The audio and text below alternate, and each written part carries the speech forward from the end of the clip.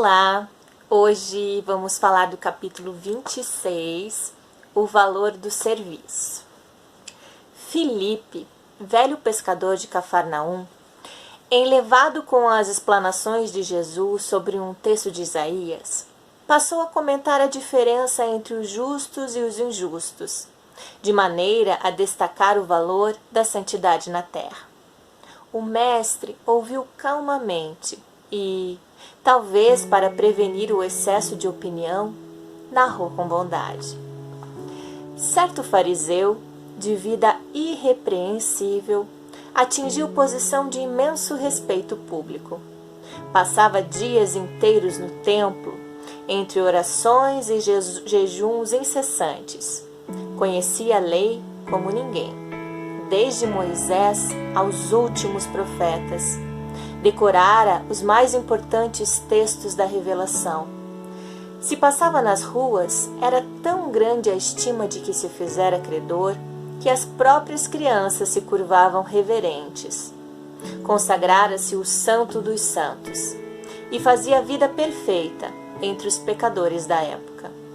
Alimentava-se frugalmente, vestia túnica sem mancha e abstinha-se de falar, com toda pessoa considerada impura. Acontece, todavia, que, havendo grande peste em cidade próxima de Jerusalém, um anjo do Senhor desceu, prestimoso, a socorrer necessitados e doentes em nome da divina providência. Necessitava, porém, de mãos diligentes de um homem, por meio das quais pudesse trabalhar apressado em benefício de enfermos e sofredores. Lembrou-se de recorrer ao santo fariseu, conhecido na corte celeste por seus reiterados votos de perfeição espiritual. Mas o devoto se achava tão profundamente mergulhado em suas contemplações de pureza que não lhe sobrava um mínimo espaço interior para entender qualquer pensamento de socorro às vítimas da epidemia. Como cooperar com o emissário divino nesse setor, se evitava o menor contato com o mundo vulgar, classificado em sua mente como vale de imundície? O anjo insistia no chamamento. Contudo, a peste era exigente e não admitia delongas. O mensageiro afastou-se e recorreu às outras pessoas amantes da lei.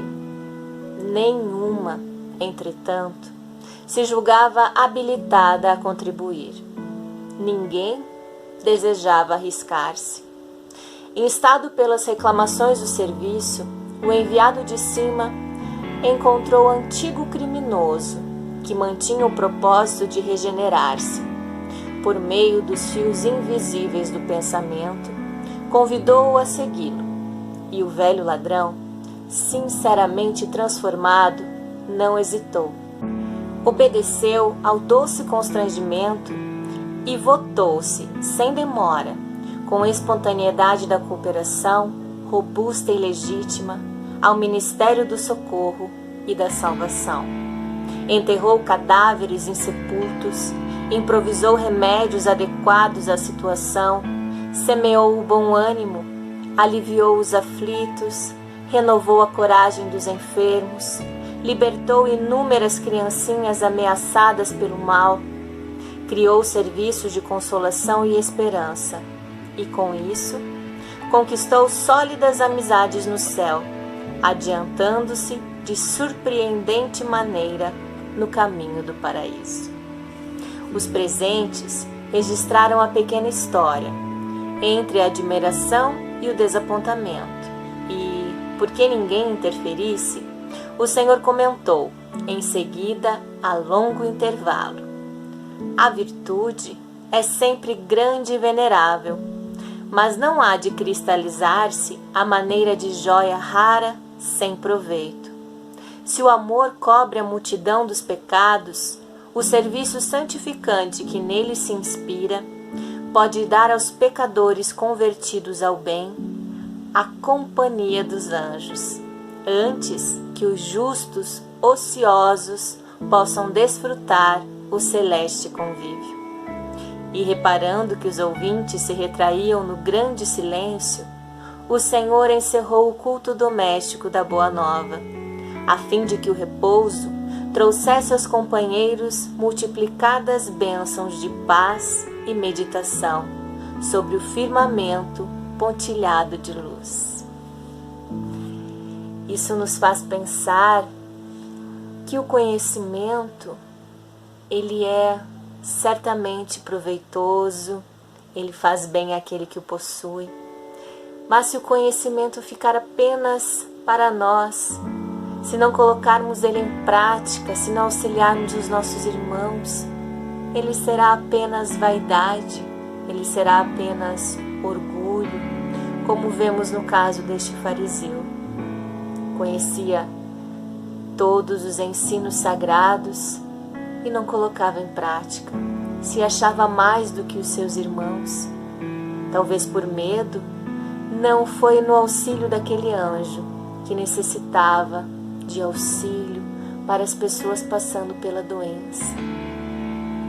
Um momento tão parecido com o que estamos vivendo hoje. Como podemos ajudar? Nós que temos um pouco de conhecimento de que se estamos ouvindo essas mensagens é porque cremos num Deus justo e bom, é porque cremos num orientador, que é Jesus, nosso irmão maior.